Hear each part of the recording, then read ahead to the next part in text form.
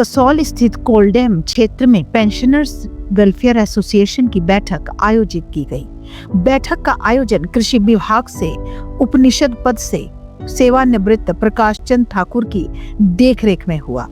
इस अवसर पर उन्होंने पहुंचे सभी पदाधिकारियों का हार्दिक स्वागत किया। बैठक की अध्यक्षता इकाई प्रधान एवं प्रदेश उपाध्यक्ष अश्विनी शर्मा ने की। इस मौके पर प्रकाश चंद ठाकुर ने सेवानिवृत्त पेंशनरों को प्रेरित करते हुए कहा कि ऐसे आयोजन न केवल आपसी मेलजोल का अवसर देते हैं बल्कि सामाजिक और स्वास्थ्य की दृष्टि से भी लाभदायक है। उन्होंने पेंशनरों से अपील की कि अपने अनुभवों को समाज के हित में साझा करें और वरिष्ठ नागरिक के रूप में अपनी भूमिका निभाएं। बैठक में जनवरी 2016 से जनवरी 2022 तक लंबित देनदारियों और पेंशन पुनर्निर्धारण मामलों पर विस्तार से चर्चा हुई।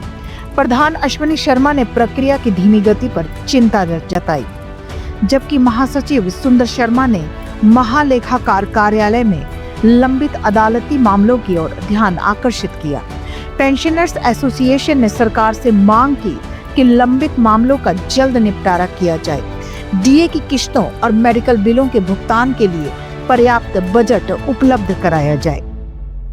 बना सदस्य तो 3-4 महीने पहले बन गया था, मगर जनवरी में बैठक हुई पंजगाई यूनिट की और मुझे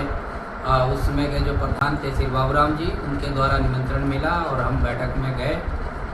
और वहाँ पर अश्विनी जी के ऊपर जो ये यूनिट का कार्यभार सौंपा गया और नई कार्यकारिणी बनाई गई।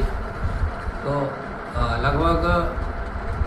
8-9 महीनों से हम कार्य कर रहे हैं, तो अच्छी हमारी पंजगाई यूनिट जो है इसमें काम कर रही है। अश्विनी जी अच्छा काफ़ी समय पेंशनर भाइयों के लिए देते हैं, व्यक्तिगत रूप से भी ऑफिस में जब जाते हैं 2-4 केस मैं भी इनके साथ गया तो ये अपना बताएंगे कि इन्होंने क्या क्या किया। तो जिला स्तर पे भी हमारे जो पेंशनर्स हैं, पीछे चुनाव हुआ उसमें भी हमारे डेलीगेट गए और हमारे जगदीश दिनेश जी जिला के समय प्रधान हैं, श्री नरोत्तम जीवान जी जनरल सेक्रेटरी हैं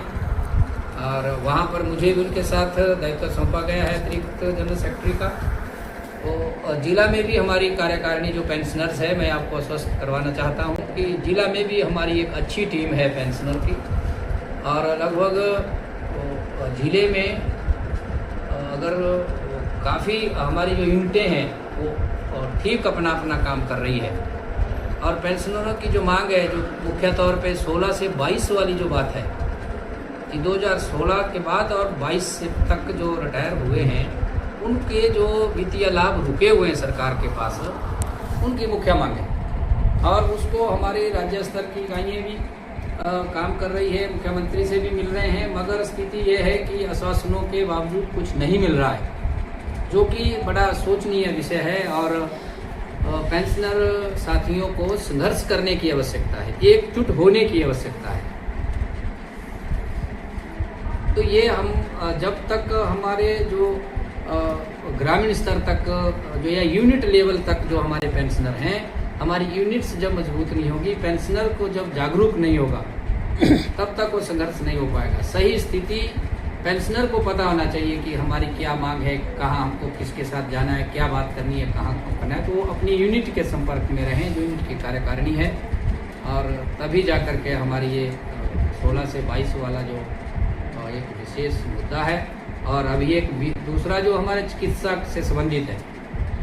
कि जितने भी हमारे मेडिकल बिल्स हैं वो भी बजट जो है बहुत कम आता है जिलों में और उनके एम्प्लॉइज जो है कम होते हैं और पेंशनर का बजट बहुत कम आता है,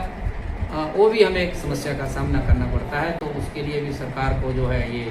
ध्यान देना चाहिए और मैं भी आग्रह करूँगा इस मंच के माध्यम से कि और सरकार से ये अपील भी हम करते हैं कि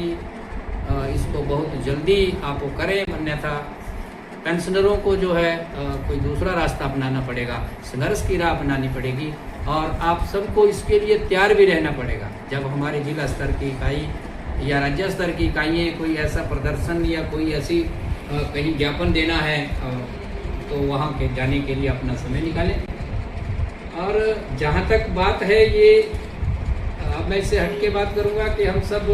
वरिष्ठ नागरिक के उसमें जा रहे हैं, 58 साल के बाद सभी सेवानिवृत्त होते हैं, कोई 58 या 60 के बाद, तो 60 से तो ऊपर ही हैं सभी। तो ये एक हमारा इस तरीके की गेट टुगेदर होना, ये बड़ा एक स्वास्थ्य की दृष्टिकोण से भी अच्छा होता है। पुराने लोग मिलते हैं और अपने खुशी और उससे हम लोग जो हैं अपना स्वस्थ रहें, और पूरे उस तरीके से हम अपना भी इसको समय भी हम निकाल सकते हैं, अच्छा समय निकालते हैं। जब भी कोई ऐसी कहीं से सूचना आती है तो हमें उस सूचना का अनुसरण भी करना चाहिए। क्योंकि सरकारी जो अधिकारी है या सरकारी जो कर्मचारी है, उसने सरकार की सेवा की है, उसके पास इतना ज़्यादा अनुभव है कि वो अपने समाज को अपने अनुभव का फायदा दे सकता है, समाज को उसका लाभ हो सकता है। हमारे जो हम पेंशनर जो हैं, पेंशन भाई, अपना जो रिटायरमेंट के बाद का जो लाइफ है उसको हम एक बोनस लाइफ कह देते हैं। अरे बोनस लाइफ नहीं है वो, हम अपना दृष्टिकोण बदलें। वो तो एक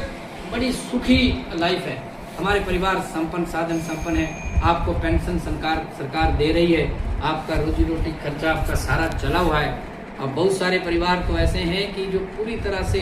किसी प्रकार की जिम्मेवारी नहीं है उसको,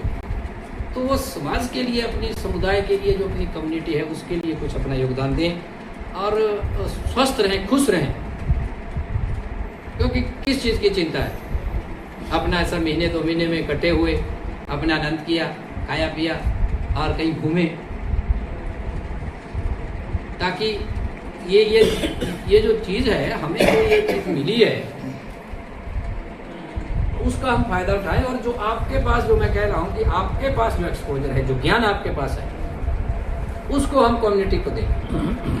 हमारे से ज़्यादा अनुभवी लोग, हम कई तरह के